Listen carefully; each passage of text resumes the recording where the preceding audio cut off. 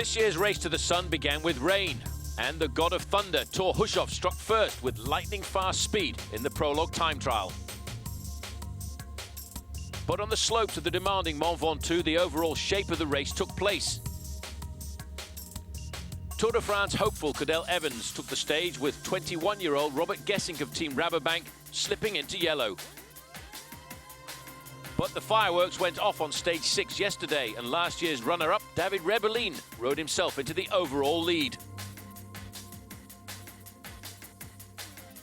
Today, 3 big climbs ensure that the race is far from over, with just 3 seconds separating the top 2. Cyclism Sundays brings you stage 7 of this year's edition of Paris-Nice, next on Versus.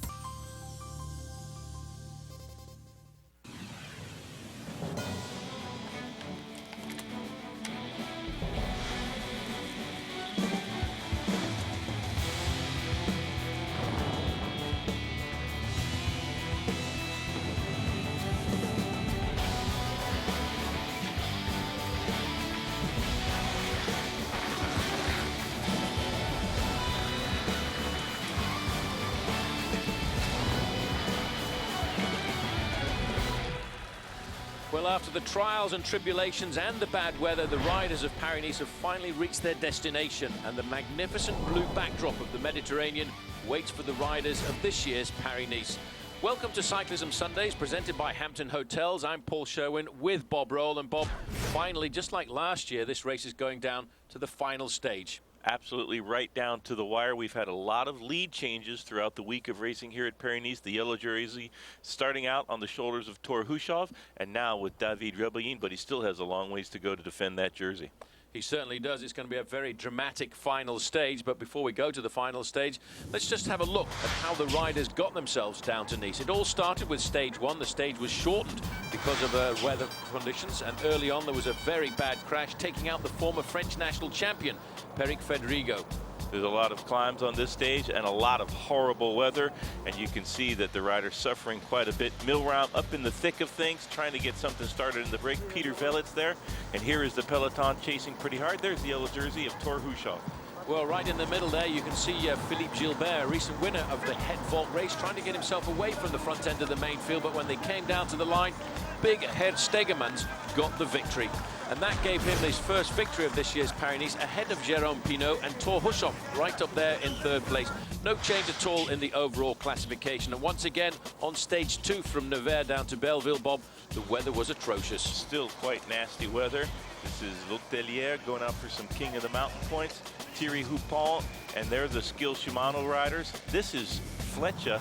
He is in the counter maneuver, but look at Thor Hushovd defending the yellow jersey. We don't see this very often in any stage race when the Tour leader goes out and tries to win the stage. Well, he took advantage of the descent there, and that was a very brave move, knowing that there are a lot of hills still to come in Paris-Nice. He wanted to try and keep that yellow jersey on his shoulders just a little bit longer.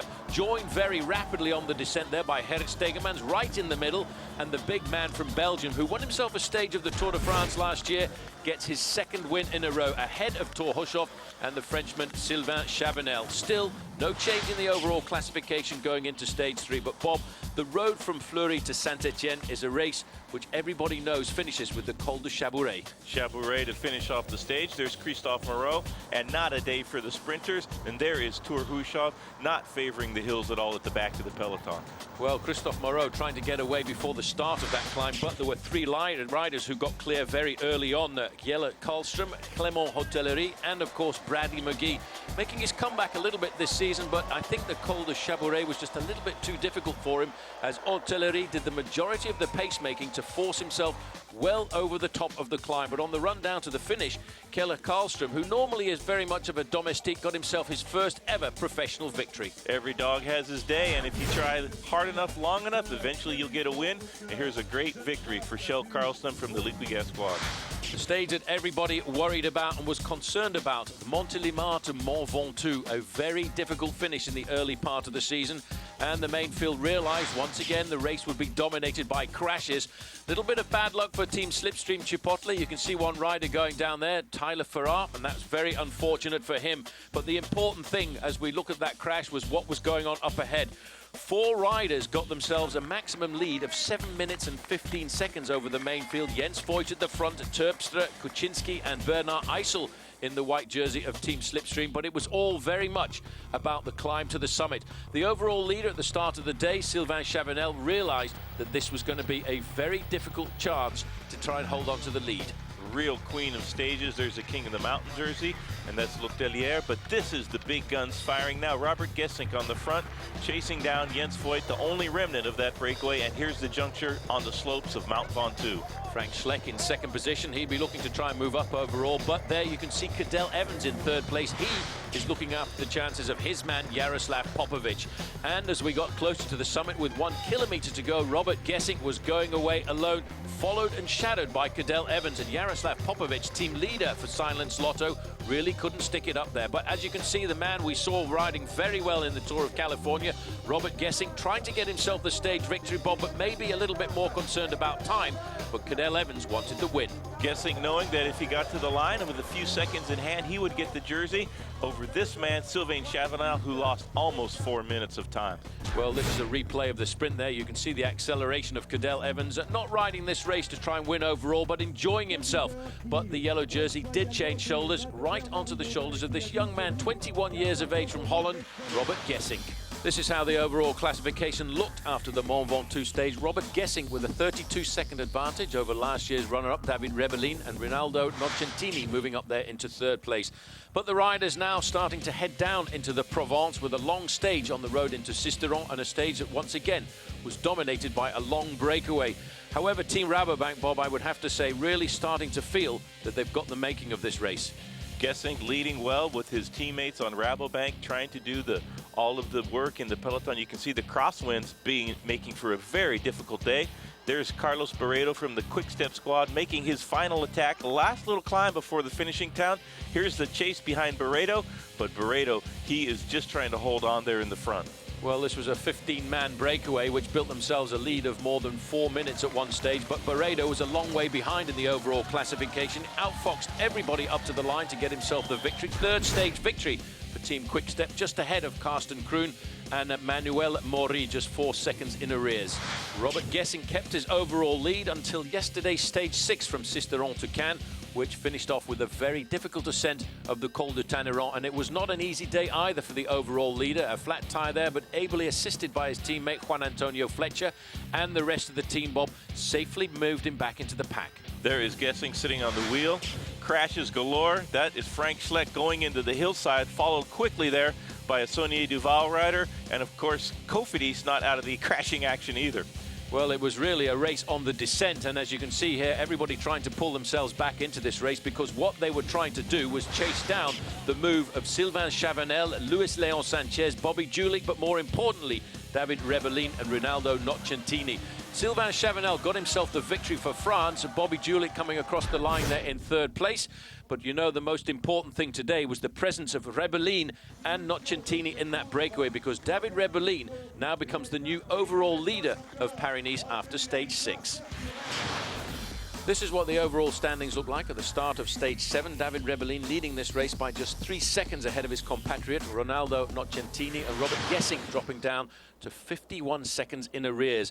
Well, the riders start the final stage from Nice and go all the way back into Nice, but it's certainly not the easiest route that they face to get themselves to the Promenade des Anglais. And let's not forget, last year this race was decided on the final climb of the day, the Col d'Ez, by a young Alberto Contador.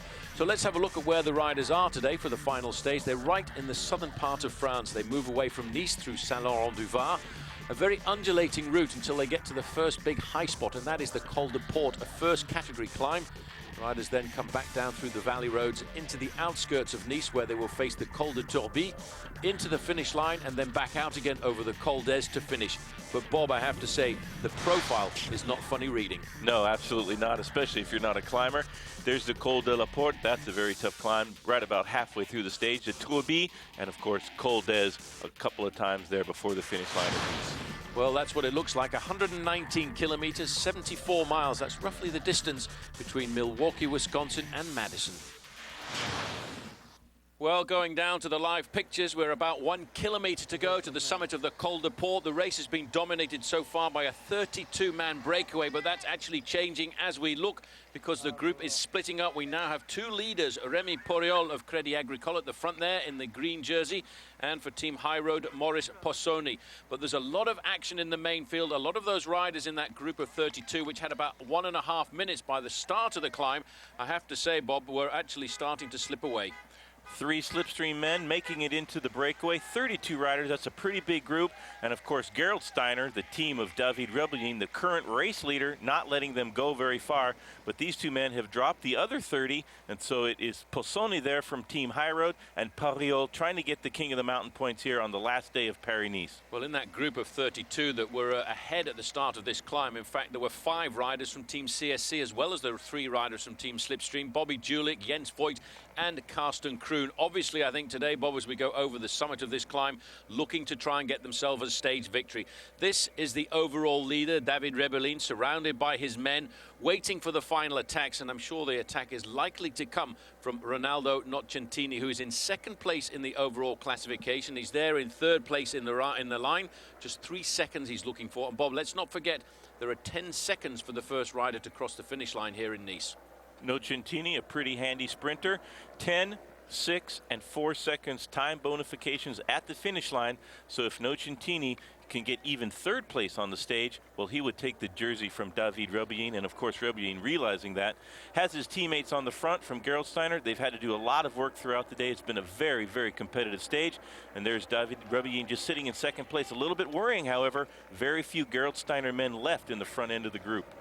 Well, the other thing to remember as well is once they go over the Col d'Ez on the final climb of the day, there's also a time bonification in the village of Ez, 3, 2, and 1 second. And I'm sure Ronaldo Nocentini has thought very much about that. He realizes he's got a very good chance here of winning Paris-Nice today.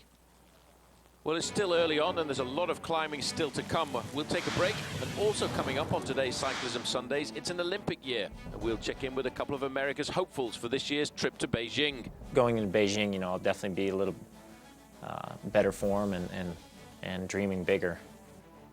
Levi's already selected. He's got top 3 in the Tour de France. I mean, it's really kind of hard to beat that, We'll also have a closer look at a rider who's impressed us so far this season, Rabobank's Robert Gessing, who certainly is a name for the future. Find out also what Team Slipstream Chipotle have to say about this week's race, and the final battles for the overall will play out as we head down into Nice. That's all still to come here on today's Cyclism Sundays. Welcome back to the first major European stage race of the year, stage 7 of Paris-Nice. We mentioned last week that Team Slipstream Chipotle were hoping to perform here to increase their chances of being invited to the Tour de France. But things didn't quite go as planned, and the team has had a lot of bad luck. We caught up with Christian Vande Velde and asked him about their week. There's been a lot of teams that have had a lot of misfortune during this race, but we're in the situation where we can't afford to have that much misfortune, and it really taints our perspective on the race and how it went. But yeah, I mean, we had a lot of things that were really close but really far away kind of things, and like Trent had a very good chance of taking the yellow jersey of the day that we crashed into that pole at the bottom of the climb, and just the situation. I mean, it'd be one thing if we crashed in the descent, and things, but we crashed at the bottom of the climb into a pole, and then I crashed on top of him, it's just only things like that, just and sickness, and so yeah, it's been a long week.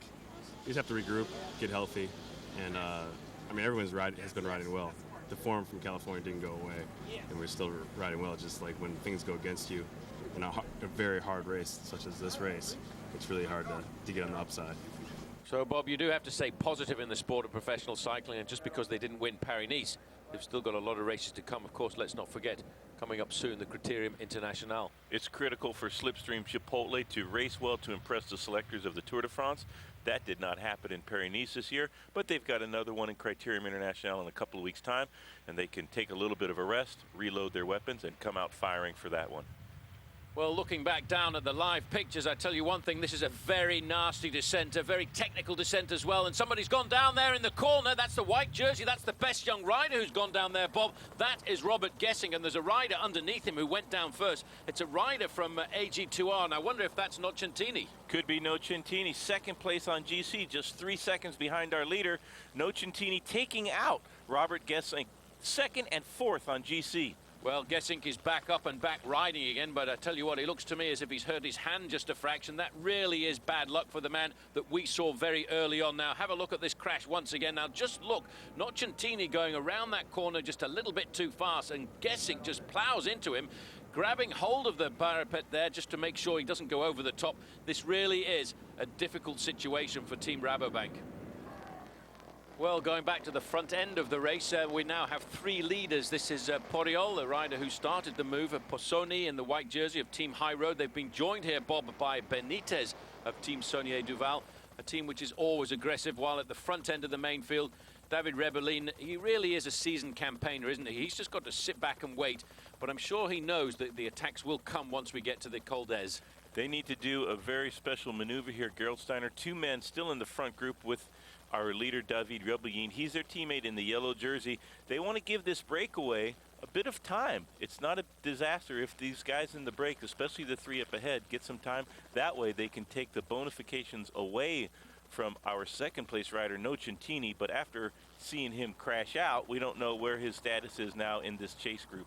Well, none of the riders in that break, either in front or the three-man lead group, are anywhere near David Rebellin in the overall classification. I tell you that the distance between them and the yellow jersey, in fact, is 10 minutes, and that is Jérôme Pinault. But the race is certainly starting to unfold here right now, and I tell you one thing, Bob, I think David Rebellin really does have to hold back and not panic too much, but he's been around as a professional bike rider long enough to understand and realize that, and he knows, because after all, he was the man who lost this bike race last year on the very final climb of the event. Last year, it was Alberto Contador attacking the Col d'Ez like a madman, a man possessed, and got just enough time to take over the lead on the last day from David Rebellin. Rebellin does not want to let that happen again this year, and so far things going in his favor with the crash to Nocentini. Well, just looking at the situation, they've got it pretty much covered at the front end of the main field. And I tell you, the race situation is currently that three-man leading group. There's a group of men in the middle at around about 30 seconds, and it's 1 minute and 27 seconds back to the leading group here, the main group of contenders there with the yellow jersey firmly on the shoulders of David Rebellin by a mere 3 seconds over Ronaldo Nocentini. Still going down this descent. It's a very long descent as we head down there. It looks like Jose Luis Arrieta is at the front end of the main field, and they're trying to make sure they keep this race under control to try and pull back anybody there. You can see on the back is the white jersey of Robert Gesink. A little bit scary for him a few moments ago when he went down in that very nasty crash, but he seems to be okay. His bike seems to be fine, but sitting at the back end of the group is not a good place to be sitting. We're looking at that time gap. In fact, it's starting to increase to the three leaders, 1 minute and 37 seconds. But as I said earlier, none of those riders in that leading group are at all dangerous to the overall standings of the lead of David Rebellin. The speed, you can see this is a very technical descent here in the Arrière Pays at Nice. Very difficult for the riders. They're taking all kinds of risks going around these corners, but they realize there's still two very big climbs to come. Well, welcome back for the final stage of the 66th edition of Paris-Nice. There is actually another stage race going on in Italy at the moment called Tirreno Adriatico. Most of the riders down there are using that race to warm up for the big one-day classic, Milan-San Remo. Yes, last year it was Oscar Freire who came in big with the goods in Milano-San Remo, and that's when the real delirium in Italian cycling explodes on the roads between Milano all the way to San Remo, almost 300 kilometers of racing. Of course, Tour Húshad will be there. Big George Hincapie hoping to do something for Team High Road and Team Slipstream Chipotle. They've been invited as well. Yep, so don't forget, that's next Sunday. The racing season goes into overdrive. It's the spring classic that every Italian wants to win, Milano-San Remo. Cyclism Sundays presented by Hampton Hotels next Sunday at 5 p.m. Only on Versus, the home of the Tour de France. Well, certainly we're all going to look forward to Milan-San Remo, but these riders taking all kinds of risks on the descent. And Bob, look at this! This is a very tricky situation for the three leaders. Going around those traffic islands and into these small villages in the mountains, anything can happen on any corner. Well, you know, you've got to remember these bike riders have absolutely no idea what the course is like beforehand. They don't get a chance to see which are the dangerous corners, and it really amazes me the way every one of those riders managed to pick his way around those bollards. That was pretty close.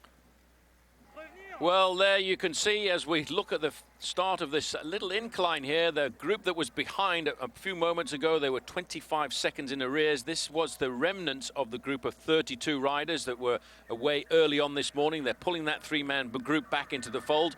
There are not 32 riders still left in there, Bob, but they've got themselves a good 1.5 minutes over the front end of the main field.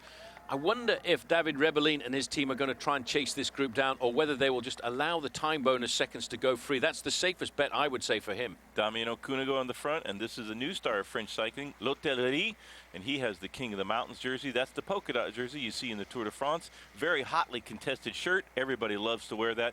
Here is our breakaway, the Peloton 130, and look at Bobby Julich, heads up riding for the Team CSC rider, and he is tacked onto the back of this group. He was in the break yesterday, so the leg's starting to come good for Bobby Julich early on in this season. Well, let's not forget, we're looking at this leading group here. Bobby Julich uses these roads as his training roads, and I'm sure he's been along here 1 or 2 times. He would be dreaming, I think, Bob, of trying to get himself a stage victory at the end of the race here this afternoon. He's still facing up to 2 very difficult climbs, the Col of the Tourbie and the Col d'Ez down towards the end, and he realizes that's where the race is going to go down.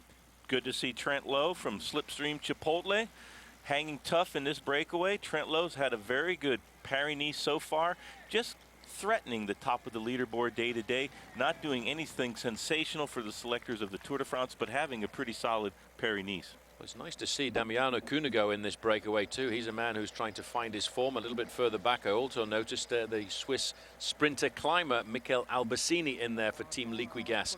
This man, though, Clement L'Hotellerie, has done a fantastic ride throughout Paris-Nice. And I have to say, they really are doing a great job this breakaway. 1.5 minutes is the advantage.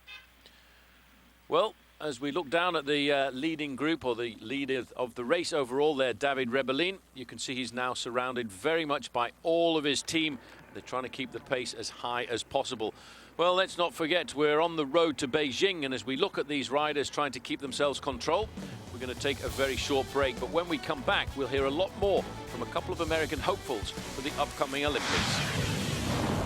To win an Olympic medal or a gold medal is just, that's a lifetime achievement and 1 in a billion to do. So it's, yeah, I mean, I don't even know what it would be like. I just have to dream, hope.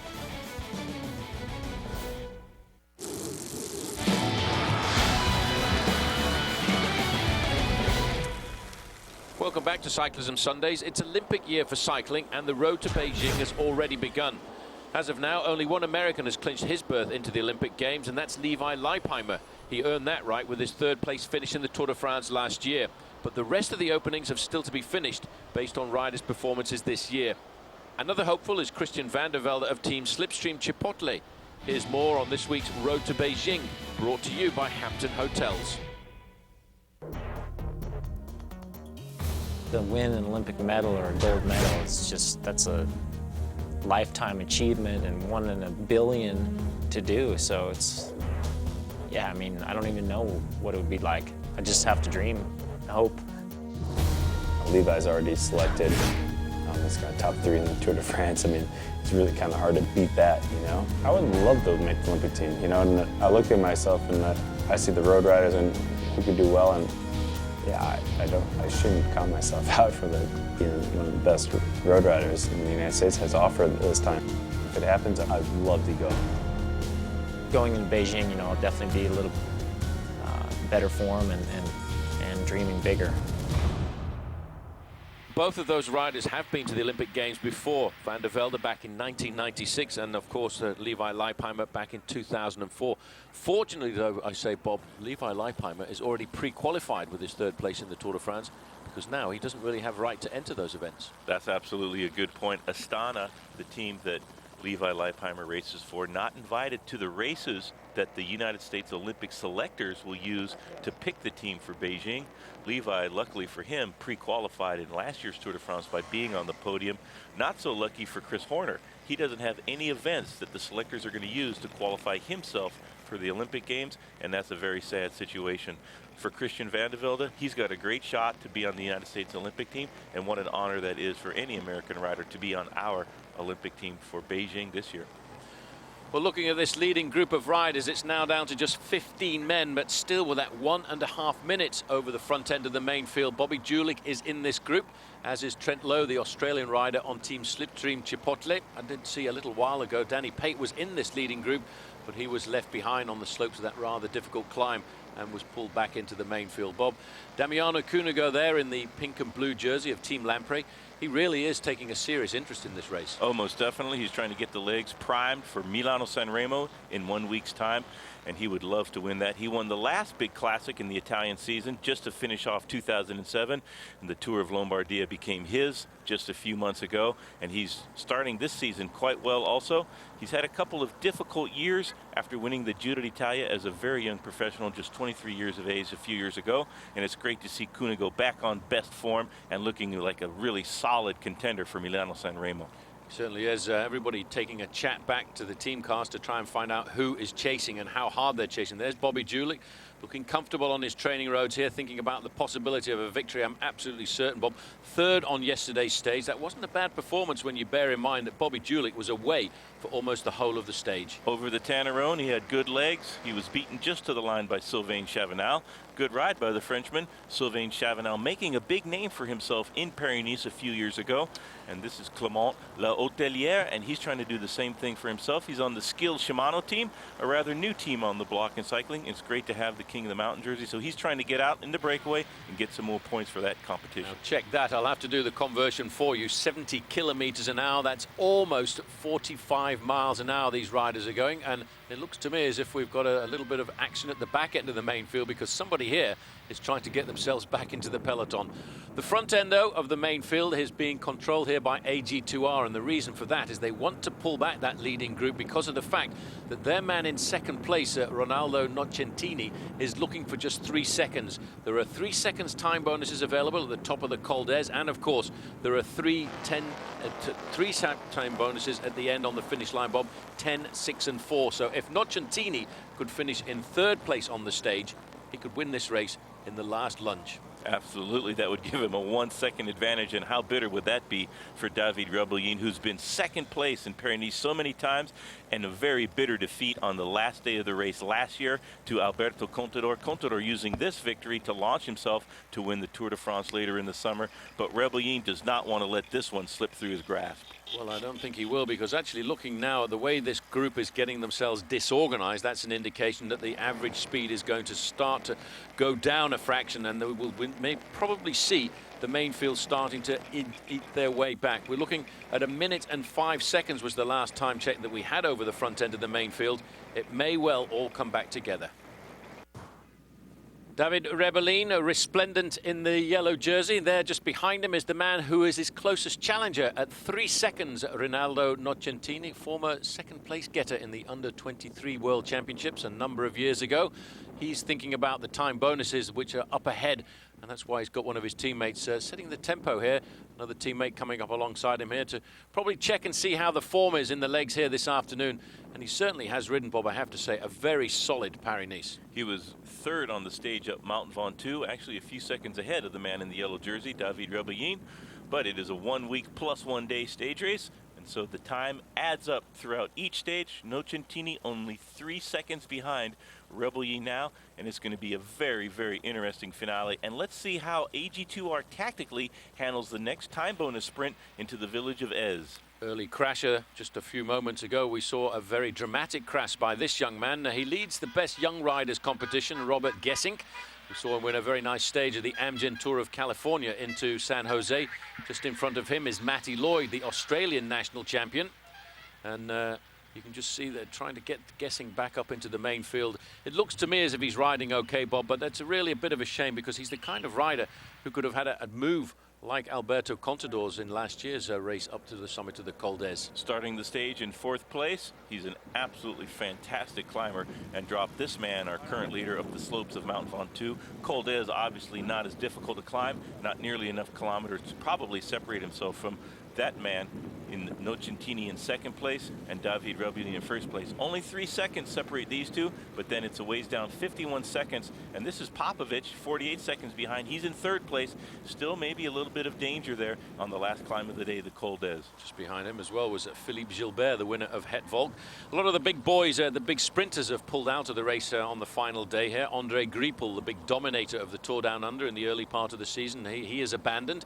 I think just seeing the side of the coast and the ocean of the Mediterranean, he decided the better part of valor was to head straight down to the hotel. And also the winner of the first 2 road stages, Geert Steegmans, he's pulled out as well. I think riders now, Bob, starting to think about the upcoming Milan-San Remo. Geert Steegmans pulling out, doesn't want to do these climbs, put that fatigue into his leg just 1 week before Milano-San Remo, and he will have a big job in Milano-San Remo. He will be counted on by Tom Boonen to lead him out on the final few 100 meters of Milano-San Remo. Tom Boonen would dearly love to win that race this year. He certainly would like to get the victory there. Well, the leading group of riders here, Losado is in this break, Damiano Cunego, Mikel Albacini. Santa Romita is the rider in here for Team Liquigas, Jürgen Vandenbroek for Silence Lotto. Bobby Julich, we've noticed here, he's very much present in here. Poriol, Anton Benitez. Jérôme Pinot is the best rider in the overall standings in the breakaway, but he's more than 10 minutes behind in this race. Possone is there for Team High Road. Dupont is in here as well for Team Agritubel. Matteo Tossato, they're saying, is in the breakaway, Bob, but I haven't actually seen him. Trent Lowe is in there for Team Slipstream. And just a little bit further back, L'Hotellerie is the rider wearing the polka dot jersey. He's pretty much got that King of the Mountains classification sewn up. He's been in the break on almost every day of this year's Paris-Nice. And that is a great ride for the Skil Shimano, probably the smallest team in Paris-Nice this year. They got an invite from ASO, the organizers of the event. Astana did not get an invite, and so sadly for us, it is the man Alberto Contador not allowed to defend his title that he won in this race last year. That was a different team, of course, and that was the Discovery team. What a great way for Discovery to start their final season as a bike racing team. Well, just looking down there at the control at the front end of the main field, it seems as if Team Gerolsteiner are working a fraction at the front end. I think that's a fairly dangerous thing to do. And just a brief reminder as we look at 38 kilometers to go that there was a delay at the start of the race. They actually changed the race route because there was a rock slide on the Turbie. So the race, in fact, is 4 kilometers shorter than it was actually advertised as. It's going to be 115 kilometers. But for David Rebellin, that's not really the problem. You see Gesink now, Bob, has moved right up to the front end of the main field in his white jersey. He's starting to look rather comfortable. Number 61, Big Thor Hushovd. He's the leader of the points classification, and Thor Hushovd, I'm not sure will be winning the stage here this afternoon, but let's not forget that as we look at these live pictures, we're going to take a slight break right now, and when we come back, we're going to have a sit-down interview with a rider who so far has proved to be a great star of the sport this season, and I'm sure he's going to be a great star in the future. Normally I would like to be in the big tours like the Giro, Tour of Vuelta, and that's where I'm going to find out this year when I do the Vuelta Tour of Spain how good I am in a 3-week race, and that's the main goal.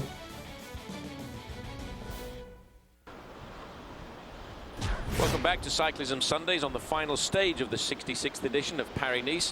One man caught our attention with his stage win at the Tour of California was Robert Gesink. After a strong ride up the slopes of Mont Ventoux, this 21-year-old took the yellow jersey here at Paris-Nice. Here's a closer look at the Rabobank rider and this week's athlete profile, brought to you by Hampton Hotels. This young man is 21 years of age, and he was one of the stars of our Hampton Tour this year. Robert Gesink, Rabobank. Last year and this year I already started again really good. As a first year, it's a year in which you want to experience the way it is. And yeah, when you already can win a race in the Tour of Belgium, and I became 5th in the Tour of Germany, 2nd in Tour of Poland, so that's already good results for first year as professionals. It was a perfect year for me. We were already surprised last year what he did. 20 years and now 21. In all the races he raced, he was on a high level. We give him a good program, not too hard. But this year we start giving him also a big tour.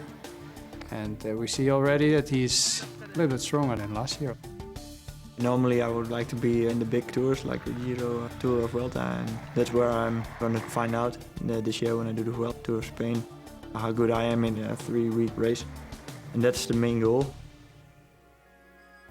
It's a big talent, and especially in the mountains. He's already one of the good climbers now, and we hope to build it up little by little, and that he can play a role in the big mountain stages in the Tour de France.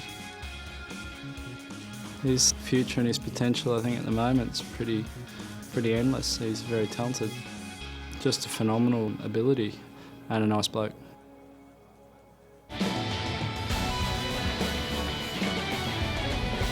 Well, just 21 years of age, Robert Gesink has certainly got a huge career in front of him. In fact, for the last 2 years, he's been the best young rider in the Tour of California. He was second overall in the Tour of Poland last year and won a stage in the Tour of Belgium. Bob, he certainly is a man we need to follow. Oh, the Dutch are so cycling crazy. They've been looking for somebody to carry on the legacy of riders like Michael Boogert, and Robert Gesink is a big star for the future. We'll watch his progress for years to come. Well, a little move at the front end of this breakaway group, because this is Clément L'Hotellerie. He's trying to get himself a few more points. They're on the very early slopes of the Col de la Tourbie. And you can see there Trent Lowe in the team Slipstream Chipotle jersey trying to pull himself back into this breakaway. But I think, Bob, it really is pretty much over and out, because now we're looking at a possibly 30-second time gap back to the front end of the main field. It really does seem as if the team of Rebellin and, of course, Team AG2R are trying to pull this bike race back together. Bobby Julich, he's noticed the split and moved across as well. Just over 35 kilometers to the finish line. L'Hotellerie trying to get some more King of the Mountain points. Not a lot of cooperation now in this big breakaway. Sometimes when a breakaway has too many riders, there's no cooperation at all. You start attacking each other, a lot of infighting, and that's when the peloton can make big gains and take the time. Tosato, he's making the juncture there with Trent Lowe, and Bobby Julich getting across with Albacini. There's Jérôme Pinot from Bouygues Telecom, and Cunego. He's been doing a lot of the tempo in this breakaway, and so the riders deciding not to cooperate with Cunego and kind of hanging him out to dry there a little bit, but he's making his way back across to the leaders of the breakaway. Still a pretty large, unwieldy group in the front of the race. Well, just on the back of the group there, the rider from Silence Lotto is Jürgen van den Broek. Just a little bit further forward as well, you can see the rider in there from Case d'Espagna, that's Alberto Losado. Now, these riders now seem to be getting themselves back into some form of organization, but they've actually just pulled out all of the team cars. Just behind that group, you can see the team of the car of the referee, and of course, we've got the neutral service vehicle as well. Well, as we start the early slopes here of the Col de la Tourbie, we now have the situation where these 15 riders lead the main field by just 30 seconds, so we'll take a very short break.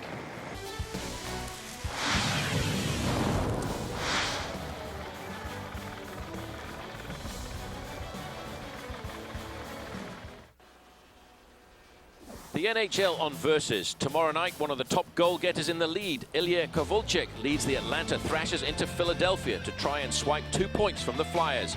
The playoff pushes on. Thrashers versus the Flyers tomorrow at 7. And don't forget, the Stanley Cup playoffs begin April 9th on Versus. Well, as we start the Col de la Tourbie, the summit of which is at 27 kilometers to go, I have to say, Bob, this man, Clément L'Hotellerie, nobody can keep this man down. He's been on the attack on almost every stage of this year's Paris-Nice, and now he's got himself a move. He's trying, I think, to get himself and consolidate his lead in the King of the Mountains classification. Well, in fact, he can't really be beaten in that classification. He's got so many points, but he's probably looking for a stage victory too. Oh, he would love a stage victory to go along with the King of the Mountains jersey, but this is very solid riding to drop Bobby Julich, Damiano Cunego, and all the rest. That's a pretty impressive effort by L'Hotellerie. That's some great riding by the Frenchman on the Skill Shimano team. Well, in fact, he was a national cyclocross champion of France a few years ago, but he's turning out to be a very good climber. And you can see a little bit of a reaction coming from Damiano Cunego there, trying to pull L'Hotellerie back into the main field. It really has been a beautiful day down here in Nice. Nice, 6.5 kilometers to go to the summit of the Tourbie. And as I said earlier, they had to change the race route a fraction because there was a rock slide up towards the summit of this climb. Once they go over the Col de la Tourbie, they'll drop back down into the outskirts of Nice before starting the final climb of the day, the Col d'Ez. Well, you can see why Paris-Nice is called the race to the sun. Miserable conditions in the north of France to start the race and the week. A lot of rain, a lot of crosswinds, and it absolutely blew the peloton to smithereens. Very few survivors, and this man surviving better than most and actually extending the lead of the breakaway to over a minute now. Hotellerie is having a great day. He's improved gradually throughout Paris-Nice, and he is absolutely on fire on today's stage. Well, he's pulled himself 1 minute and 5 seconds out to the group containing the yellow jersey of David Rebellin. He really came to prominence, I have to say, Bob, in the early part of this season because he finished second overall in the Vuelta del Andalusia, and that was after a long breakaway on the very first day. But here, I think this is confirmation that this is a new name to watch out for in the current season. We'll have to see how his season progresses.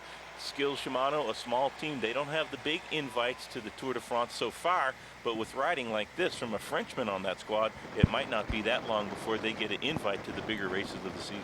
And that's, I think, going to be the story of the season this year, as which teams will get the invitations to the big races like the Giro d'Italia and, of course, to the Tour de France, which is going to be in the month of July, because we've still got that little bit of animosity going on between the Grand Tour organizers and the UCI. In fact, the French Federation have asked the board of directors of the Union Cycliste Internationale to resign en bloc because of this ongoing conflict. UCI has threatened to impose sanctions against the French for giving this Paris-Nice credence of their sanctioning, so it's a big mess. And of course, who suffers? The riders and the fans. Well, that's the big problem. I really can't understand why they completely continue to bicker in public as they do, Bob, and not get themselves into a nice small room and just thrash it out like serious businessmen. Exactly, that's what's required, is a long sit-down session and let everybody compromise a little bit, and then I think we can proceed smoothly. Astana, they have become on the receiving end of a lot of what I'd have to say are questionable decisions on the part of the ASO, and then the UCI, of course. They have not made matters better in any stretch of the imagination. We're now looking at 5 kilometers to go to the summit, and we're looking at about 10 minutes or so of riding till we get there. And that summit is at 27 kilometers to go to the finish line. This is the lone leader. This is Clément L'Hotellerie. He has a 30-second advantage over the group that he was with, so it's a fairly fine performance he's putting in here, and he's again stretched out his advantage to 1 minute and 20 seconds over the group containing the top men in the overall classification, David Rebellin and, of course, Rinaldo Nocentini. The race, by the way, again, slightly delayed at the start, Bob, as we look at L'Hotellerie here as well, by a small protest by the riders who actually wanted to raise their support for Kevin Van Impe, who was forced to produce a doping control out of competition while he was trying to organize the funeral arrangements of his young son who was prematurely born and died. And they forced Kevin Van Impe to produce a sample, saying if he didn't produce a sample there and then, he would be regarded as having missed an out-of-competition control. That really, it's starting to get a little bit crazy. The draconian measures imposed upon the riders sometimes become unmanageable. Kevin Van Impe, understandably very upset about the decisions being made for him and his career, and of course his personal life as well being dragged into it. A bit messy in pro cycling at the moment. Certainly is, but this man is a ray of light in the bike racing scene at the moment, because Clément L'Hotellerie started the season off very well. Second in the Ruta del Sol, or the Vuelta a Andalusia as it's often called, is now 35 seconds ahead of the group that he was with Damiano Cunego and Bobby Julich, and 1.5 minutes in front of the main field. But don't be deceived by that, Bob, because I think once we get to the Col d'Ez, they really are going to rip it up in the main field. They know that that is the decision-making point of today's stage. 1 year ago, we saw Alberto Contador take a disadvantage at the start of the Col d'Ez, wipe that out against David Rebellin, and actually win the race overall. So anything can happen on the last climb of this bike race, even the lead changing hands if Rebellin experiences any difficulty. I don't know that we'll see that today, but L'Hotellerie is putting in a great performance here up on the La Tourbie climb, and Damiano Cunego chasing him as hard as he can and still losing time to our current solo leader, L'Hotellerie. What a great ride by the Skill Shimano man. AG2R all over the front end of this race, setting the tempo to try and pull it all back together, but they're actually losing out for the moment. It actually reminds me, Bob, a man by the name of Lance Armstrong used to live and train in this part of the world, in the south of France, when he had his house down in Nice. And he's still in the newspapers, Bob, as an athlete, because he's going to take part in the upcoming Boston Marathon on the 21st of April. It really is amazing. You can't take that competitive spirit away from him. Well, Lance doing the New York Marathon last year and the year before that, following in the footsteps of some famous cyclists. Of course, Laurent Jalabert has done the New York Marathon a few times. So Lance doesn't want to get out of shape too quickly, and he's been doing a lot of running. And you got to hand it to the guy to try to do the Boston Marathon as well. Yeah, former world champion Abraham Alano as well, also participating in a number of these marathons. Well, this is what the race looks like at the moment. We've got Clément L'Hotellerie at the front. The group behind him at 35 seconds. The main field at 1.5 minutes. Very shortly we'll come back and we'll take the riders over the top of the Col de la Tourbie. Welcome back to the final stage of Paris-Nice, stage 7, day 8. I'm Paul Sherwin. Alongside me is Bob Roll, and we're looking at around about 3.5 kilometers to the summit of the Col de la Tourbie. Bob, this guy has got a great pedigree as a cyclocross rider, 2 times French national champion with the juniors and the under-23 national cyclocross champion. But here he really is turning out to be a star for the French. Cyclocross riders, you cannot deny the skill they have at descending, generally speaking. And you also can't deny the fact that L'Hotellerie is doing an incredible climb, turning over a huge gear, very little rocking in the shoulder, no grimace on his face. And here's a little attack from the field, and that is great riding by L'Hotellerie. Well, a little move there. That was from the front end of the breakaway group, and it looks as if there's one rider trying to move clear. It looks like the rider from Team High Road to me from this altitude, trying to get himself off the front end, followed by Jérôme Pinault. This is a very interesting move here as they try to pull this man back into the group. This is the second group on the road we're actually looking at, and that was a fairly solid move, Bob. Tosato off the front there, attacking hard for Quick Step. Bobby Julich having a little bit of trouble mashing that acceleration. That's Cunego trying to get across, and very exciting racing now here in the breakaway. L'Hotellerie has dropped all these men, and there's Tosato realizing that it's a dangerous move. Pinault covering that maneuver, and they're trying to close the gap, but it's around about 40 seconds now. Maybe they've waited a little bit too long. Well, Tosato sees the chance of getting himself a stage victory in what has been a very successful Paris-Nice for Team Quick-Step. They won the first 2 road stages, and they won a stage a couple of days ago with Carlos Barredo. So maybe Matteo Tosato, better known as a lead-out man for Big Tom Boonen these days, looking for a little bit of personal glory. Little personal glory, and that would be good riding for the Quick Step squad. They've had a tremendous amount of success so far in Paris-Nice, winning 3 stages so far. Barredo getting a great stage win. There's our leader, and Geert Stegemans, of course, getting 2 stage wins, the first 2 out on the open roads. So Quick Step, a lot of success. Now a little bit of fatigue finally coming into the legs. It seems like to this man, L'Hotellerie, our solo leader, being chased by Matteo Tosato, and I think I saw a couple of the other riders getting across to Tosato. Igor Anton, the Euskadi rider, trying to cover that acceleration by Tosato. Well, a very complicated traffic diversion here in the middle of the heart of the Arrière-Pays. And that, in fact, is a pretty impressive move there, because we're getting a time check of a minute to the group of chasers and 1 minute 50 back to the main field. So for Clément L'Hotellerie, that really is an impressive move, although he did seem to be weakening a fraction. That's Damiano Cunego making the move there, followed by Igor Anton. And we're just 1 kilometer away from the summit of this climb for the man who leads the King of the Mountains classification, Bob. I suppose that really is the way it should be. The best climber in the race, going over one of the famed climbs of Paris-Nice, the Col de Tourbie, in first place. Col de Tourbie, Category 1 climb, consolidating his lead in the King of the Mountains jersey. That was not a move that was tactically something you would expect. That was pure power. So L'Hotellerie, he has really earned that King of the Mountain jersey. He certainly has. These guys now, I think, starting to give up the ghost. They've tried to get themselves organized. A few riders have been left behind. Bobby Julich will be thinking about the possibility of getting himself the win. And there you can see the sign to the motorway. That motorway, by the way, over to the left will take the riders down into Italy. And we're not too far away from the Italian border here. And, of course, not too far away from Monaco either. But for Clément L'Hotellerie, he's just trying to get himself nice and concentrated. Inside about 500 meters to the top of the climb there, Bob. And this is an interesting move that he's putting in. Well, if you turned left, you'd go to Italy. If you turned right, the way L'Hotellerie did, you would go down to Aix and then into Nice. So he's on the right road anyways. Well, he's definitely managed to take himself on the right road to try and get himself a stage victory if he can, after what has been a very good ride for the whole of the week. 500 meters to go then for Clément L'Hotellerie.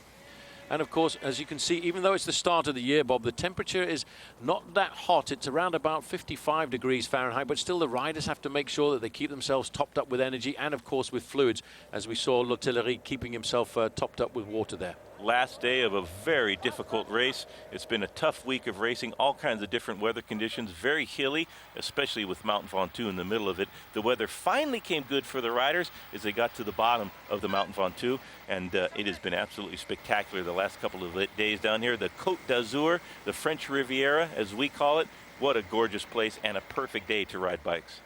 Well, now we're looking at Clément L'Hotellerie here. He's in front of the bike race. He's got about a minute's advantage over the group of chasers that he was with, and behind at another 50 seconds is the main field.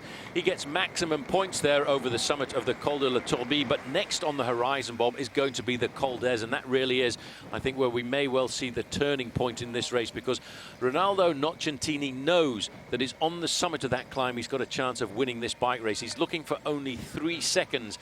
Now, over the summit of the Col d'Ez in the town of Ez that you were talking about just a little earlier, there's a sprint bonus point where 3, 2 and 1 seconds are available for the first 3 riders across the line. That's why the main field behind really have to do something to pull this group back together. And if they do pull it back together and they miss the Col d'Ez, there are still time bonuses available on the finishing line as well. And Nocentini is actually a pretty good sprinter. Well, don't tell L'Hotellerie that, because he's putting in a real exploit now. He's left that second group we were just looking at. Those are the pursuers, and here is the peloton. There's Bernard Cole's second wheel. They just want to keep the tempo regular, keep those guys within eyesight before the finish line. But AG2R needs to close the gap down, and that will give Nocentini a chance perhaps to get a little bit closer to that man in the yellow jersey. You can just see him, the storied veteran, one of the greatest professionals, and that is David Rebellin. He's very close to the big victories year in and year out. He gets a few of them, but he's lost out in Paris-Nice many times in his career. He does not want to let that happen again. Well, in about 4th or 5th position there, you can just see the rider in the jersey of Silence Lotto. It's going to take me a while to get used to that. Jaroslav Popovic changing teams through the winter transfer season after the demise of Team Discovery Channel, but he is the man that was the leader of this team throughout Paris-Nice, and he was ably assisted on the slopes of Mont Ventoux by Cadel Evans, although Cadel decided to go and take the stage victory for himself on that very famous climb known as the Giant of Provence. The Giant of Provence, a huge volcano, the Ventoux in the middle of the country. There's nothing around it. There's no trees on the top. It's one of the most imposing climbs in all of cycling. Gesink did the tempo to drop Popovic on that stage. Evans was able to cover the accelerations of Gesink and Evans, deservedly getting the stage. But Popo hanging tough. He's in 3rd place on GC. Well, you can see now Clément L'Hotellerie is over the summit of that climb, and he's now very much on the descent, making his way down into the town of Ez and the outskirts of Nice, and that's where he will start the big final climb of the day, the Col d'Ez. There over to the left-hand side is what the riders have been waiting for, the magnificent backdrop of the Mediterranean. So here's confirmation of the climb of the Tourbie. L'Hotellerie just ahead of Tossato. Trent Lowe getting himself 4th place. Cunego in 5th. Benitez in 6th place. As we go back to look at the front end of the main field, who are just going over the summit of the Col de la Tourbie right now. And I have to say, at 1 minute and 55 seconds, they've really got a lot to do if they want to pull back all of the riders in front of them before the final climb of the day to the Col d'Ez. And there you can see the Mediterranean, and just down in the bottom there is Monaco. This is the main field. I wonder if they're going to give the chance of the Frenchman Clément L'Hotellerie to get to the Col d'Ez on his own. Welcome back to Paris-Nice, the final stage of the Race to the Sun. I'm Paul Sherwin, alongside me is Bob Roll. We're looking down at the remnants of a 32-man breakaway. One man has slipped out of the fold, and that's Clément L'Hotellerie, and he's still holding on to about a 50-second advantage. And here he is, Bob, and he looks pretty good on the bike. He's actually got a very nice style. He's a great rider in the cyclocross discipline of the sport, but here he really is setting the road alight on the final day. 191, he's the leader of Team Skill Shimano. And that jersey, by the way, reminds me very much of a jersey that Sean Kelly used to race in. And Kelly won this race 7 times. Sean Kelly, the great Irishman, 7 editions in a row in Paris-Nice, and he had a lot of incredible competition during that 7 years, you can imagine. But he won a couple of times on the descents, and I think that Rebellin might have taken a page out of his workbook, and he's done the same thing on the stage yesterday into Cannes on the Tanneron descent. Just looking at that backdrop, it really is quite magnificent. I'm going to actually put you on the spot here, Bob. Do you know why Sean Kelly didn't win Paris-Nice 8 times? He didn't try it the 8th, I don't Correct. He, in fact, opted to go and ride Tirreno Adriatico, and that was why he didn't win it 8 times. He really was a phenomenal performer in the start of the year, and he was the world #1 for many, many years in a row. Kelly is a great competitor, and it's great to see him still around the world. In fact, he still rides his bike an awful lot. 1 minute, 51 seconds back to the yellow jersey group of David Rebellin, which seems to be losing a little bit of impetus here, as is the second group on the road, Bob. They really don't know what to do now. The poursuivants, that's the followers of the lone leader, Clément L'Hotellerie, and I'd say this is a good situation for David Rebellin. All of the time bonuses are up the road right now. The teammates of Rinaldo Nocentini don't seem to have the firepower to close that gap down, even though they've been on the front of the bike race for the last 30 or 40 kilometers. They haven't closed the gap down at all, so a good situation for Rebellin, not such a good situation for Nocentini. Not the firepower in the AG2R team. I don't think that's a surprise to anybody. Well, certainly isn't, but I think this, as you say, is playing into the hands of David Rebellin at the moment, the man who lost the overall lead last year on the final day of Paris-Nice, on the final climb, to none other than Alberto Contador, who went on to win the Tour de France later on in the season. And his team, Team Astana, were not selected by the race organisers for Paris-Nice and have not been selected either for the Tour de France later on in the year, and that still is a little bit of a controversy, which I wonder if it will unfold throughout the next few months, Bob, because I think Team Astana deserve a slot in the Tour de France, and it's not the Team Astana that was involved in all the doping scandals of last year. The name may remain the same, but the team infrastructure is completely different. New management, new riders, a completely different situation, and it is Johan Brunel, the director of Lance Armstrong when he won his 7 tours for the U.S. Postal and Discovery teams. They've taken over the management as well as a totally different roster for Team Astana, including Levi Leipheimer, and it's a real shame that they've been lumped in with the team of last year. It's almost a completely different outfit at this point.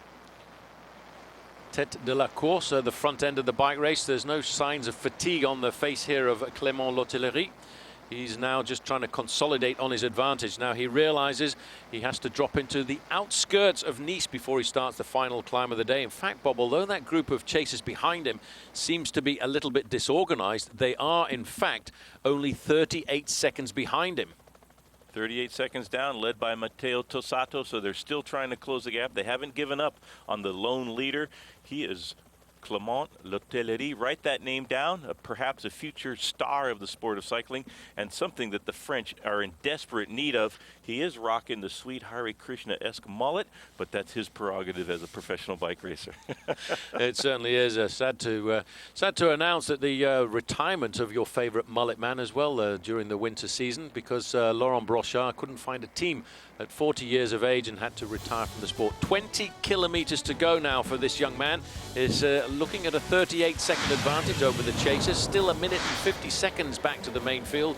And in about 10 kilometers time, Bob, he will be starting the final climb of the day, the Col d'Ez.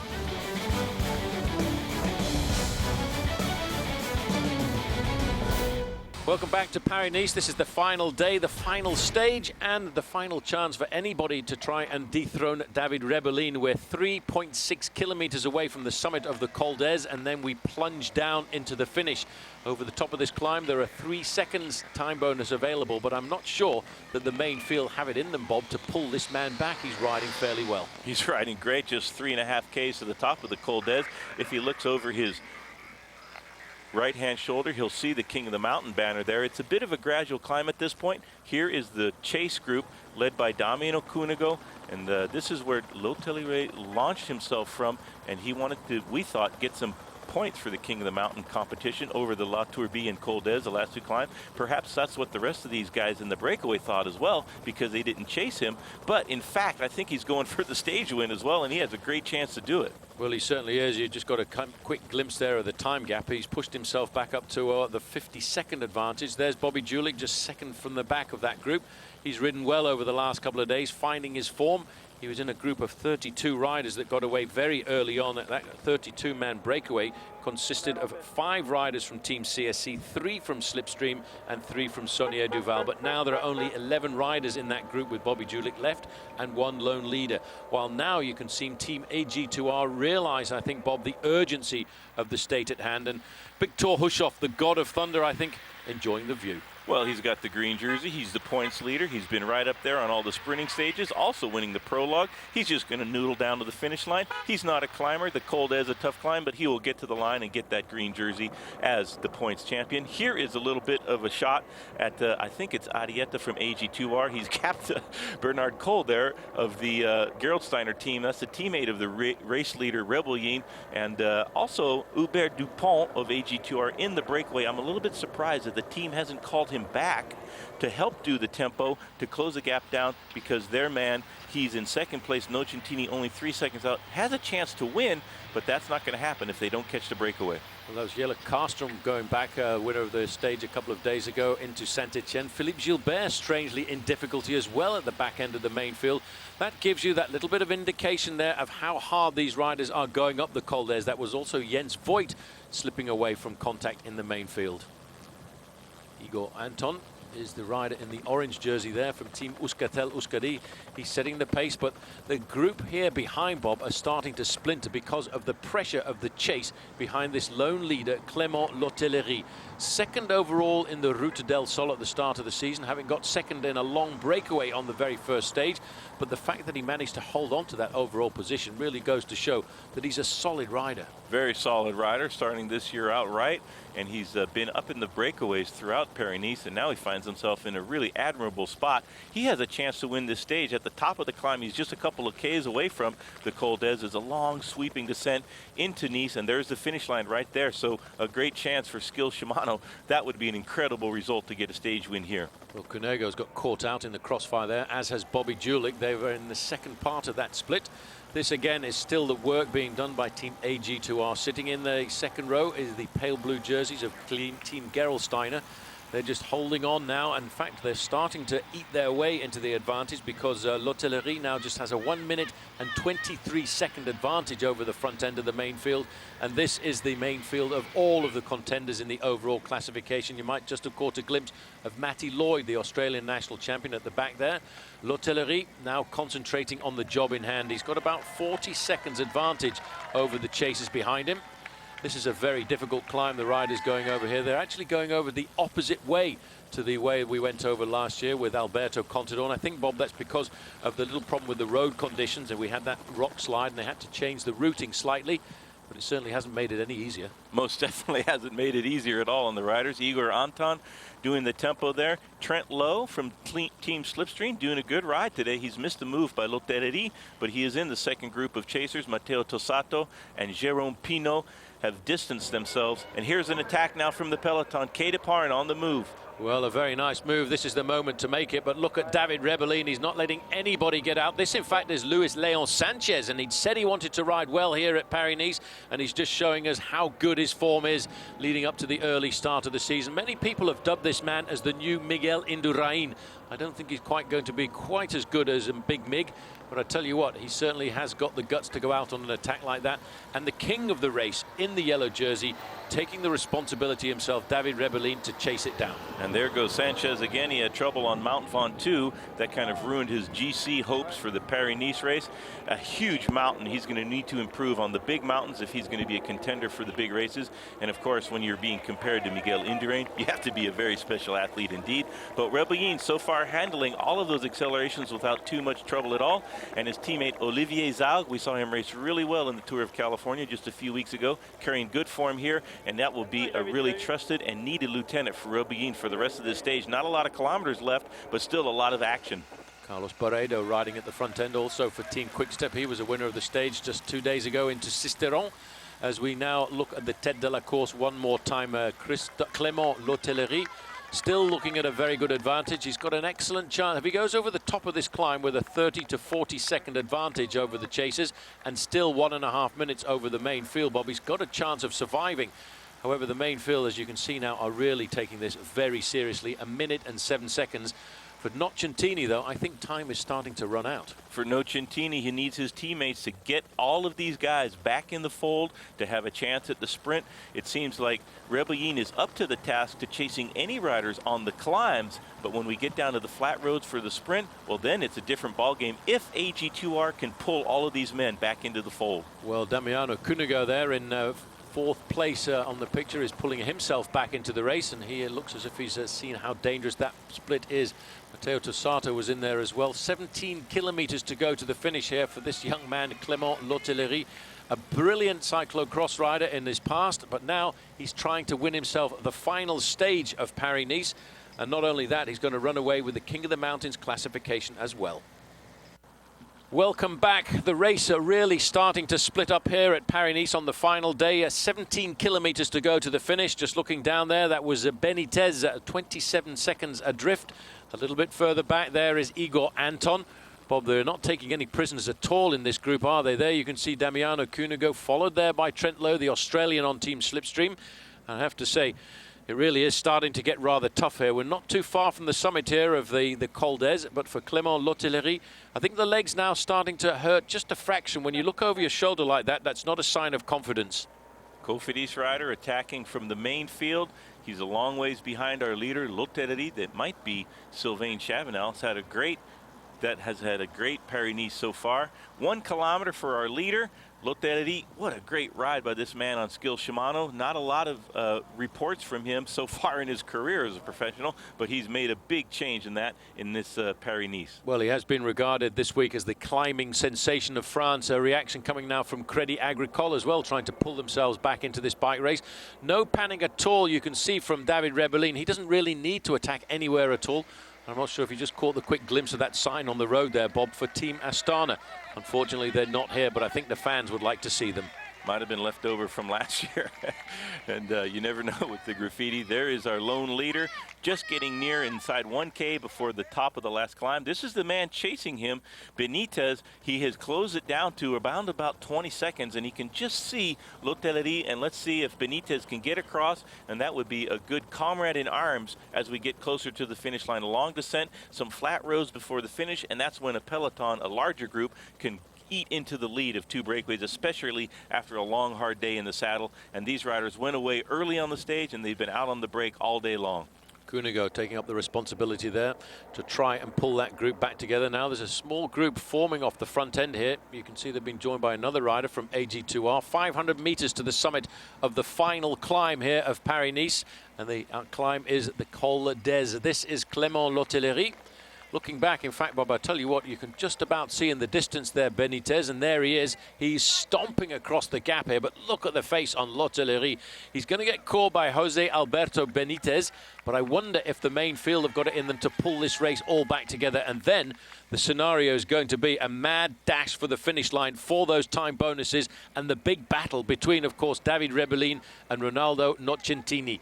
300 meters to go. I think he's got the points in the bag, but it doesn't look as if he's going to ride to the finish on his own. Well, this has been a fantastic effort, and finally we're seeing some of the strains of that struggle on the face of Lotellerie.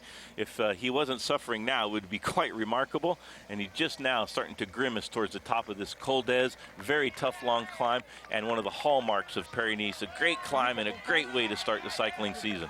It certainly is, and most of these riders realizing that just down the road from where they're going to finish in Nice is a small town called San Remo, and that's where we're going to be next week with the Milano San Remo, La Primavera, the first bike race, first big one-day bike race of the international season, and that's one certainly not to miss.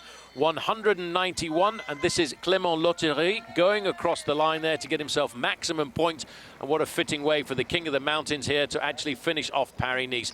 There is Jose Alberto Benitez at not very much more than 10 seconds. He should be back with this man in a few moments' time, but behind, the race is starting to fragment dramatically. Benitez coming across now. He has finally gotten rid of the other riders. There was a lot of marking going on with each acceleration. Riders would cover it, and then the rider attacking would sit up. but now Benitez has been able to get across solo, and that's sometimes what you want to do. You don't want to tow other riders up the road with you. Benitez finally able to separate himself in all kinds of attacks now from the peloton. They have gone absolutely crazy. Well, this looks like it's a move by Cadel Evans, who's enjoying riding himself very much as an individual here. 43 seconds is not very much at all. Well, I'll tell you what, this could very well be Jaroslav Popovic. 15 kilometers to go. These are our two leaders with 15K to go. That did look like Popovic, third on GC. You saw the reaction immediately. Alarm bells going off into the head of David Rebellin. He was in this exact same position just 1 year ago, and he doesn't want to let that happen again. Look at Popovic going across to the remnants of that early break, but Rebellin right on his wheel. Well, David Rebellin is being very careful here and matching all of the moves, and right on his wheel also was Ronaldo Nocentini. But look at the damage it's doing in this group. That is the man that was doing the tempo throughout the climb, Bernard Cole, struggling to stay on. Now that we have a real attack here going on the front of the bike race. Bobby Julich just indicating he's ready to give up the ghost there and wait to see whether he's going to get picked up by a charging group. David Rebellin, though, is certainly very much present there. You can see his yellow jersey, Nocentini as well, but this is certainly a rapid run down to Nice. We're looking now at a race situation with two leaders. There you can see the gap, though. It's coming down dramatically. As we can see, the big man here, Benitez, is really going for it with a 40-second advantage on the group that contains David Rebellin. It's all going to go down to the finish line. Well, welcome back to Paris-Nice, which is certainly starting to hot up now. The main field are only looking for 34 seconds. Ronaldo Nocentini is only looking for 3 seconds.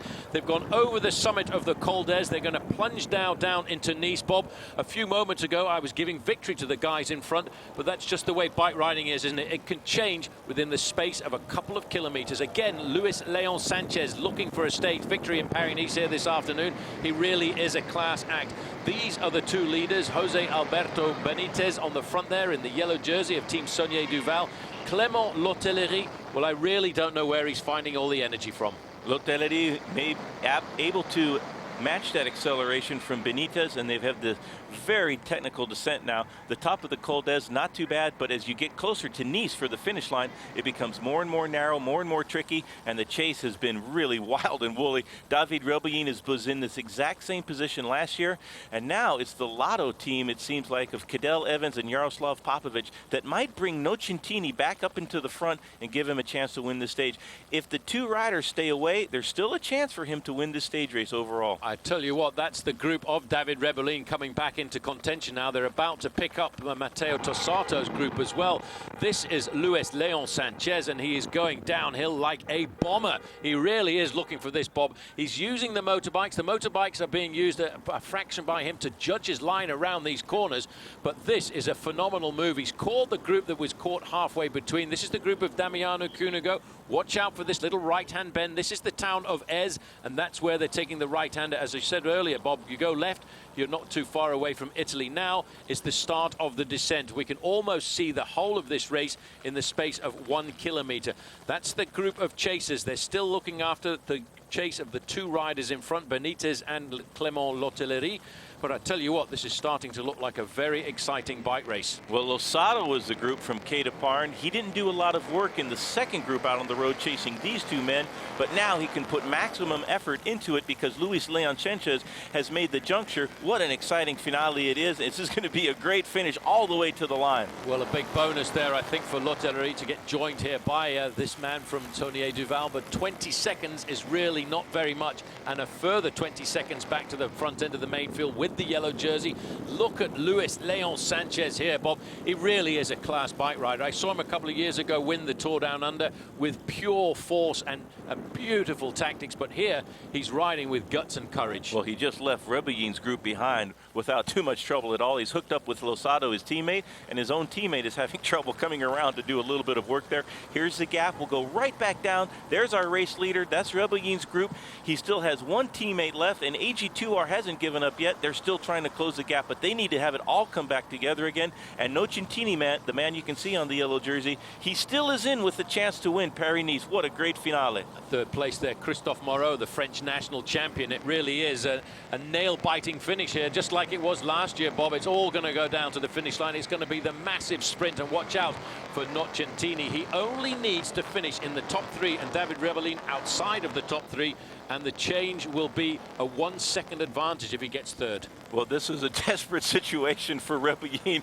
and what a shame it would be for him to lose out because of time bonuses on the finish line, but that's bike racing. But if these two men can stay away and they not get caught, well then, it's only 9 seconds to the chasers, 22 seconds to this group.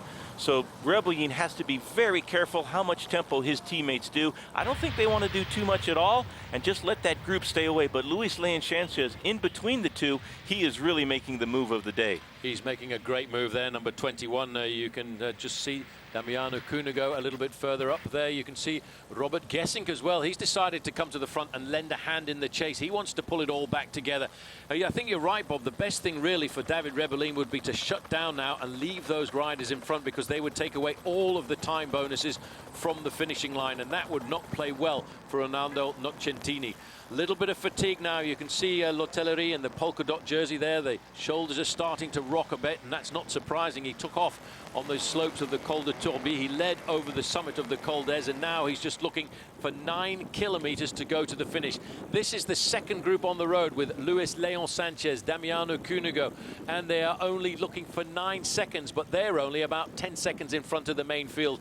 We could see a situation here as we go into the tunnel where the whole of the main field comes back together inside of a couple of kilometers to go. Well, just looking at that dramatic backdrop there, it really is a dramatic finish to the race. And when we come back, we won't be too far away from the finish of Paris-Nice. Well, welcome back to the final stage of Paris-Nice, where we can almost smell the finish. There's 5 kilometers to go. This is Luis Leon Sanchez, and just a couple of moments ago, the two leaders were brought back into the fold. They're in this group, but just behind Bob there is the main field. We were given a time check of 10 seconds. I would say it's around about 5. It is all going to come back together inside the streets of Nice, and what a sprint we're going to have. And the final sprint, I have to tell you, could decide who wins Paris-Nice this year. And that was the catch between Luis Leon Sanchez and the remnants of the breakaway and our two leaders, Benitez and L'Hotellerie. And now the group is just behind over that Larais. You can see our breakaway with Cunego. They're back together in the front. Trent Lowe is there, but the peloton hot on their heels. There is the main field. 7 seconds is the official time gap to the group containing David Rebellin. And I'm absolutely certain this is all going to come back together. But David Rebellin has got to be very, very careful and watch out for the whereabouts of Ronaldo Nocentini, who is only 3 seconds behind him in the overall classification. And how sad would that be for the Italian, Bob, to lose Paris-Nice twice on the final day? Twice on the final day in 2 years in succession. That would be a disaster for the Gerolsteiner team. And there goes Sanchez again. Teammate on the front will ease off, and let's see if Luis Leon Sanchez can spoil the party for Ronaldo Nocentini. AG2R still needs to do the work. They still need to pull all these riders back to give their team leader Nocentini a chance to win. And look at that descending technique. Wailing around that corner is Luis Leon Sanchez. We are looking at speeds here approaching 55 miles an hour going down this descent into the outskirts. I have to say, Bob, I'm trying to figure out who could be the favorite for the stage victory here this afternoon. If they pull this group back together, I have to say Matteo Tossato's got himself a very good chance, although he's put an awful lot of work into the success of this breakaway. We're now getting very close to the finish. That's 4 kilometers to go. We just went by there. This man is going downhill like a demon. I've very rarely seen anyone go downhill like Luis Leon Sanchez. I have to cast my mind back to the old great Sean Yates. Sean Yates, one of the greatest descenders, will put the fear in God of anybody on the descents. Luis Leon Sanchez, almost like a motorcycle racer, going through those corners, and he is taking every risk he can do. He just has about 3.5 Ks before the finish line. That would be a fantastic solo victory for the Spaniard. He's lost out on the GC because of the big Mont Ventoux, and he would love to redeem himself here with the stage when he is into the streets of Nice just a few kilometers before the finish line. Well, I tell you what, this man wants it here this afternoon, and if you want to stay off the front end of a group running down towards the finish, you have to take risks like he is taking currently. He is hardly slowed down at all in any of these corners. He knows now that if he can just hold off by 10 or 15 seconds, the main field will start to gee themselves up to try and figure out how they're going to win the stage. 2 kilometers to go. The next thing he's going to see is the Flamme Rouge, the red kite. The crowds are out here cheering on Luis Leon Sanchez. He hasn't won a race so far this season, but he's been very close on a number of occasions. He is great in the early season. He's been solid in Paris-Nice. He's been up there on GC in the past, and he's trying to win a stage after losing the GC overall battle on Mount Ventoux. Here's the chasers just behind. They can see Luis Leon Sanchez, but they might not be able to do anything about closing the gap. He's taking maximum risks and putting all of the power he has in the pedals. Well, a big move for him, Bob, because what may well happen here is the main field could catch that group of chasers, and then the confusion. They don't know there's a man off the front, but still, Ronaldo Nocentini has got to try and get himself back into this bike race and try and finish ahead of David Rebellin and thieve the overall lead from David Rebellin on the final day. When you're in a situation like this, looking for the victory, looking for the red kite, you can't look back, can you? You've just got to give it everything. He's looked back there for a little bit of confirmation, and I've got him at about 5 or 6 seconds. He could pull this one off. Absolutely. He looked back. He saw the chase group starting to fan out across the road. Not a 100% dedicated effort, but now the fatigue, now the battle scars are starting to show on the face of Luis Leon Sanchez, and the lactic acid starting to creep into the muscles. He has just about 1 kilometer to go before the finish line, but now he's starting to really carry the bear, starting to suffer. Tête de la course, that's the front of the bike race. 1 kilometer to go for Sanchez. 1 kilometer to go for Luis Leon Sanchez as he now gets into the final kilometer. He's got to keep going. He can feel the lactic acid building up in those muscles. He's telling his body, hold on for another 30 seconds or so because I can win this bike race. But there's somebody coming across there behind, and there's the whole of the main field. The whole field is now swept up. The second group out on the road, they just have just a few hundred meters to go. Luis Leon Sanchez looking down. Now he can see the finish line. He has to put his head down. Now not looking back. He's got to give it everything he has. Does anybody have any energy left to come out of that field? They might be able to catch Sanchez. And here comes a rider now coming across. 500 meters to go, and he's trying to survive. Right behind him is Matteo Tossato as well coming into this bike race. And you can see Popovic as well in 4th position there. Now they're all lining up behind to try and get the victory. Where is Ronaldo Nocentini? He looks like he's going to lose it all out on the final day. Matteo Tossato there is looking for the wheel of Luis Leon Sanchez. Has he left it just that little bit too late? The acceleration now starting to come. Popovic is off the front for about 4th place, but Sanchez digs deep now, finally looking for it, and they're all starting to fade as they come up to the line because Luis Leon Sanchez has got it for Spain, and the first 3 places have gone. It looks as if the race is going to be led in there by Christophe Moreau. No chance at all there for Nocentini. The winner, Bob, of Paris-Nice this year is going to be David Rebellin.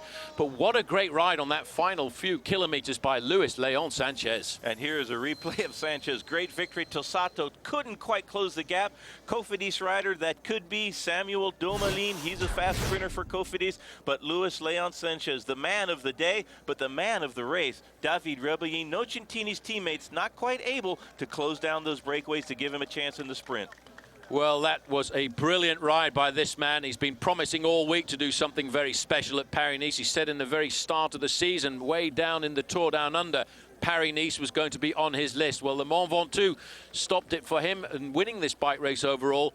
But certainly this was a great move, a great tactical move. And of course, Jaroslav Popovic there in 4th place, Bob. He too was just showing us that he's going to be a man to be reckoned with in this season also. Popo very aggressive on the stage. Not quite enough gas at the end to close the gap down.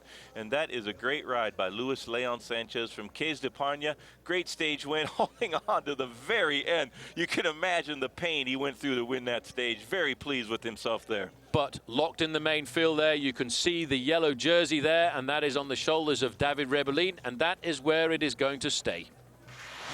Well, here is confirmation of the stage results brought to you by Lexmark. It was definitely Luis Leon Sanchez getting himself the win there ahead of Maxime Montfort of Cofidis, but in fact it was Carlos Barredo in 3rd place for Quick Step. His teammate Matteo Tossato actually faded away a little bit in the final few meters to get 6th place. Alexander Bocharov was 8th.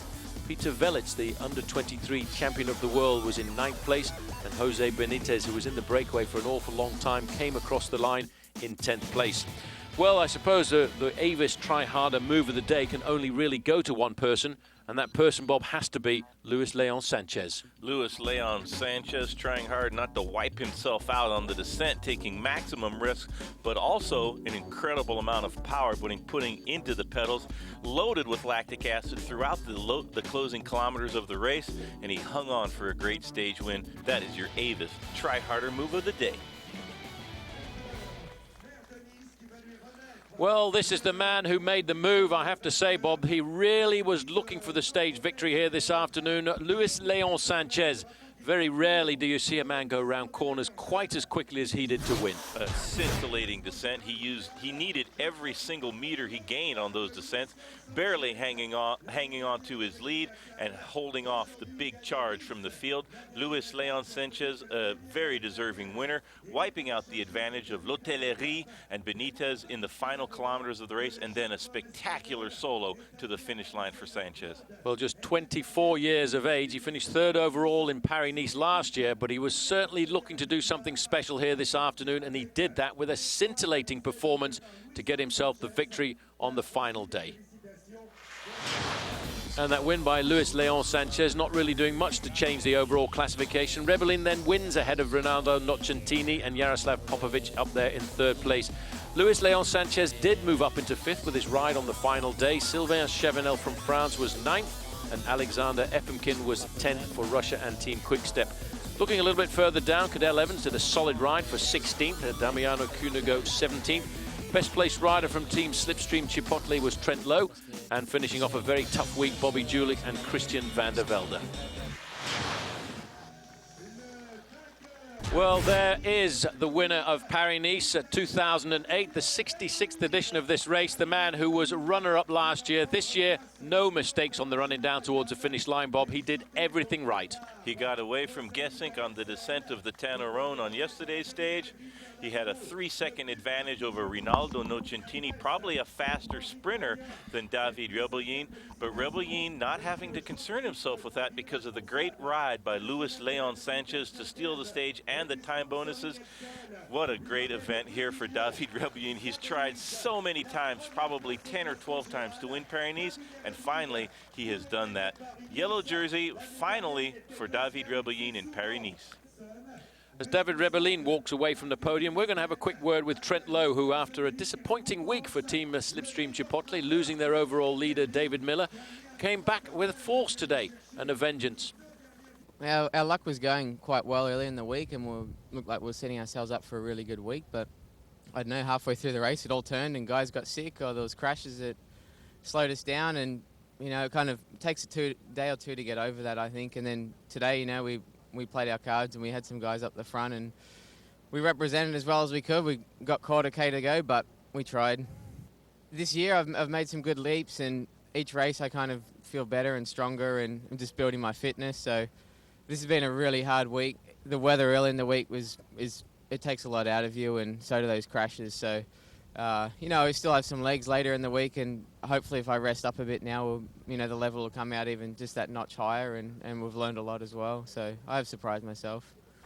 Well, although it was a very difficult week for the Team Slipstream Chipotle here at Paris-Nice, they did ride well on the final day today, and we'll be following their progress over the next couple of weeks. Yes, they will be riding Criterium International, but they will also be riding next week's big race, Milano-San Remo. So don't forget, next Sunday, the racing season goes into overdrive. It's the Spring Classic. Every Italian wants to win. The Milano-San Remo. Oscar Freire, Thor Hushovd, Paolo Bettini, and George Hincapie will be there. Cyclism Sundays presented by Hampton Hotels next Sunday at 5 p.m. only on Versus, the home of the Tour de France. And for a complete cyclism schedule, highlights and interviews that we didn't see today, you can log on to our website at versus.com and you get all of the latest information about Paris-Nice and the upcoming season. Congratulations to all of the winners of Paris-Nice today, Luis Leon Sanchez and David Rebellin. We'll be back next week, but for the moment, I'm Paul Sherwin for Bob Roll saying goodbye.